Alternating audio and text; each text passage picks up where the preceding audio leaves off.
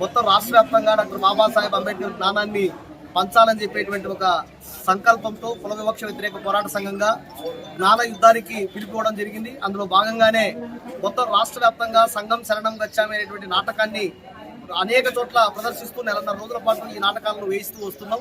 అయితే ఇప్పటికే మహారాష్ట్రలో వేస్తూ వస్తున్నటువంటి అభ్యుదయ ఆర్ట్స్ అకాడమీ బృందం సంఘం శరణం గచ్చామనే నాటకాన్ని వేస్తూ వస్తా ఉంది.